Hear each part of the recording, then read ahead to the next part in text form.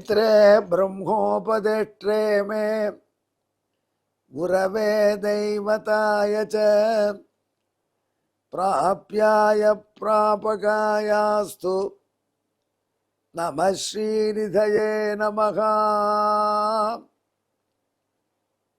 அன்பர்களே வணக்கம்.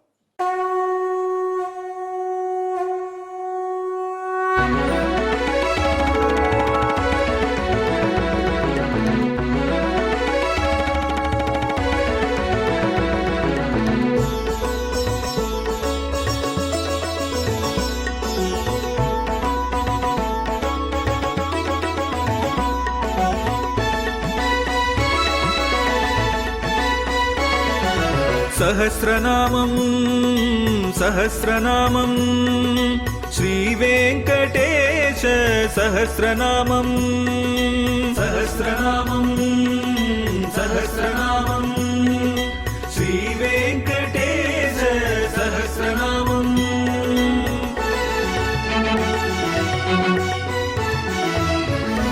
உலகில் கலிவினை தோஷம் அகற்றும் நாமம் சஹஸ்ரநாமம். உயர்வுகளை வாழ்வில் அளிக்கும் நாமம் சஹஸ்ரநாமம். திருமலையில் தினம் அர்ச்சனை நடைபெறும் நாமம் சஹஸ்ரநாமம். திருவேங்கடனின் தரிசனம் காட்டும் நாமம் சஹஸ்ரநாமம். சகஸ்ரநாமம் சகஸ்ரநாமம் श्रीवेङ्कटेश सहस्रनामं सहस्रनामं सहस्रनामं श्रीवेङ्कटेश सहस्रनामम्. நமோ வெங்கடேசாய வேங்கடத்துறைவார்க்கு நம. இப்பொழுது நாம் வெங்கடேச திவ்ய சஹஸ்ரநாமத்திலே 434வது திருநாமம் ஜெகன்மோகக தர்மி என்பதை பற்றி பார்க்க போகிறோம்.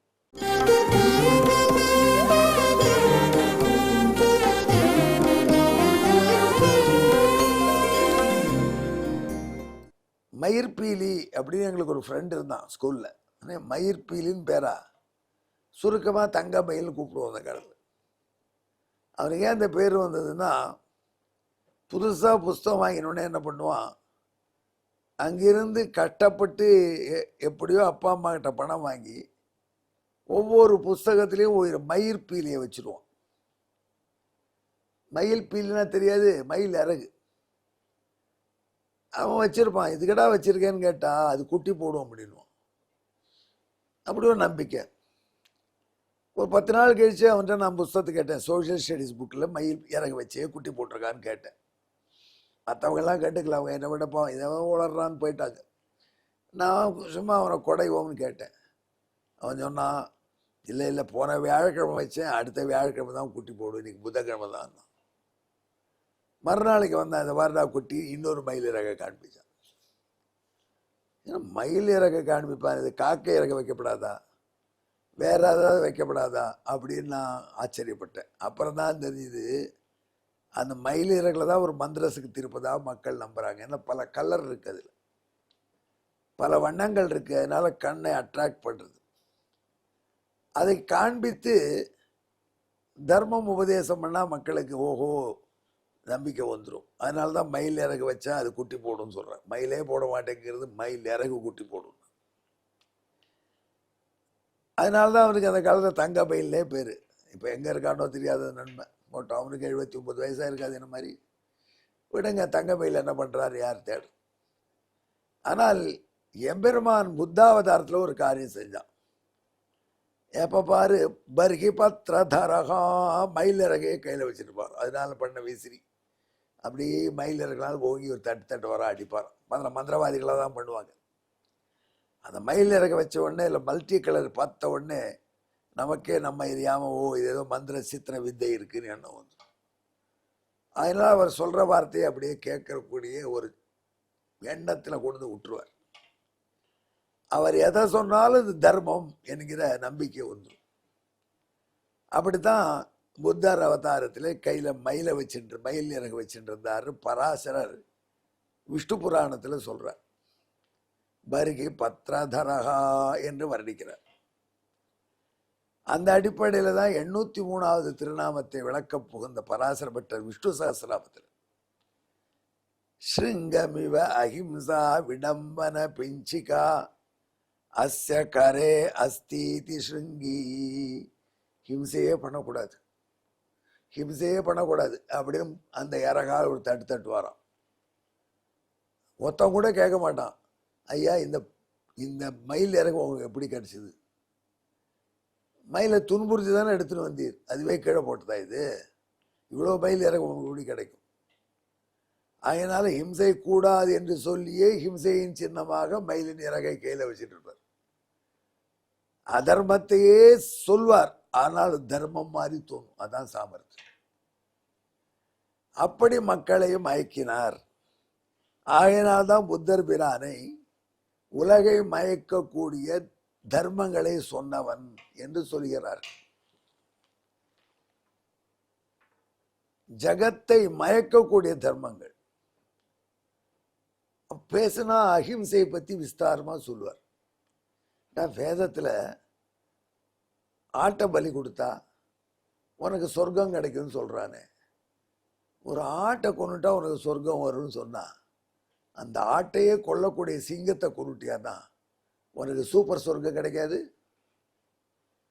ஆமாங்க ஒரு தேவா, அது உயர்ந்த தர்மமா இருக்கலாம்.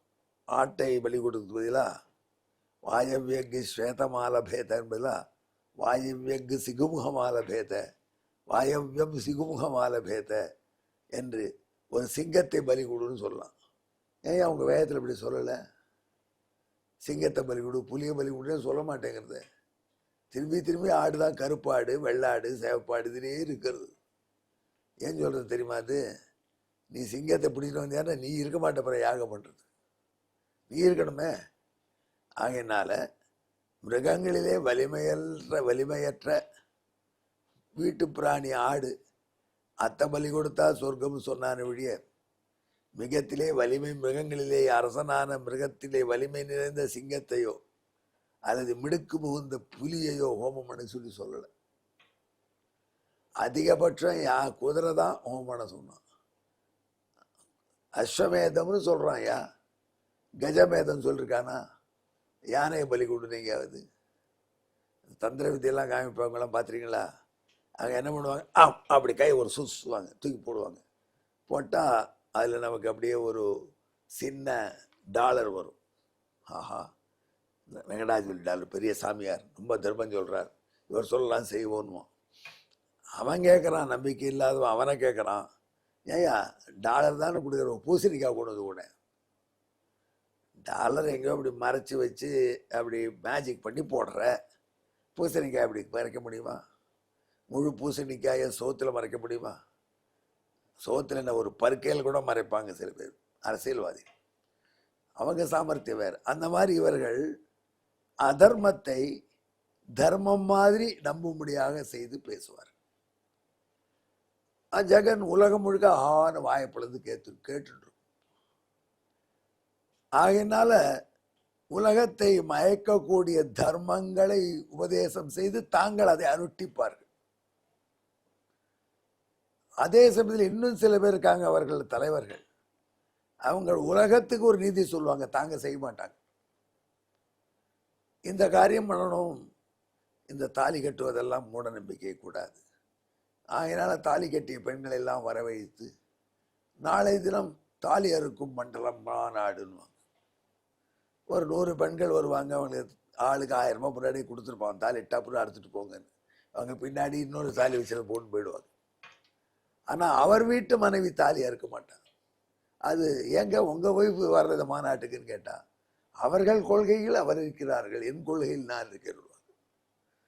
ஜனங்கள் அப்படியே மயங்கிப்படி, எப்படி பாரு எப்படி சொல்கிறார், தன் மனைவிக்கு சுதந்திரம் கொடுத்துருக்கார், எதுனா அறிவாளின்னுவான். ஆனால் இன்னொருத்தன் கேட்குறான், தன் மனைவியே சீர்திருத்த முடியலை, உலகத்தை என்னையா சீர்திருத்துறேன்னா, அவன் அப்படி கேட்டால் தகராறாயிடும். அப்படி உலகத்தை மயக்கக்கூடிய செயல்களை தர்மம் என்று சொல்லி தான் அதை அனுஷ்டிப்பது போல நடித்து தன்னை சார்ந்தவர்கள் அனுஷ்டிக்கவில்லை என்றால் அதற்கு அவர்கள் கருத்து என்று விளக்கம் கொடுத்து மக்களை மயக்கி கொண்டிருப்பார்களாம். மயக்கி கொண்டிருக்கக்கூடிய வழியை காட்டினானாம் புத்தன் ஆக வந்து எம்பெருமான். யாருக்கு? பாவிகள் தன்னை நெருங்காமல் தடுப்பதற்கு. நெருங்காமல் இருக்க போறதுல ஒரு நாள் நெருங்க வைப்பான், அதுக்கு நாளாகும். அவர் இன்னும் பழுக்கணும், பழுத்தப்புறம் கொண்டு வரும் அப்படின்னு நினைப்பான்.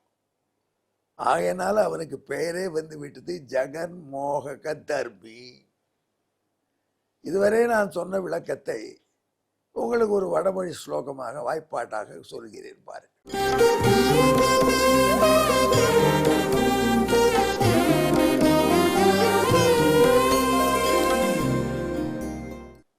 சஜகன் மோகக தர்மி நாம்னா புத்தோ விபாதி தர்மம் ஸ்வம் அஸ்தாபயதசுராந்தான் வாச்சா வபுழா பிரமுக்கிய பக்தான் ஸ்வான். ஆனா வார்த்தைகள் மட்டும் அப்படி பேசுவான், அடுக்கு தொடரா அடுக்குவான், ஸ்டைலா ட்ரெஸ் பண்ணிட்டு இருப்பான், பார்ப்பதற்கும் அழகா இருப்பான். இப்படி புத்தர் இருந்தார். அதனால ஜெகன்மோக தர்மி என்றவருக்கு பெயராயிற்று. அந்த வலையில் விழாமல் நம்மை காப்பாற்ற அந்த எம்பெருமானை திருவேங்கடமுடையான் வடிவத்திலே இதே திருநாமத்தை சொல்லி பூஜித்தால் காத்தருள்வான் என்று நாரத பகவான் வசிஷ்டருக்கு காட்டினார். அன்பர்களே, என்னுடன் கலந்து ஜெபியுங்கள். திருவேங்கடமுடையானுடைய திருவுருவத்தை கண்முன்னே நிறுத்திக் கொள்ளுங்கள். ஜெகன்மோக தர்மிணே நமகா. இதற்கு தமிழ் பாசுரம். வடிவில் சொல்லில் அழகால் உலகை மயக்கி தன் நெறி மாய வலையில் வீழ்த்தியதாலே புத்தன் தன்னை ஜெகன்மோக தர்மி என்றனரே. நமோ வெங்கடேசாயா. வெங்கடத்துறைவார்க்கு நம. நன்றி, வணக்கம்.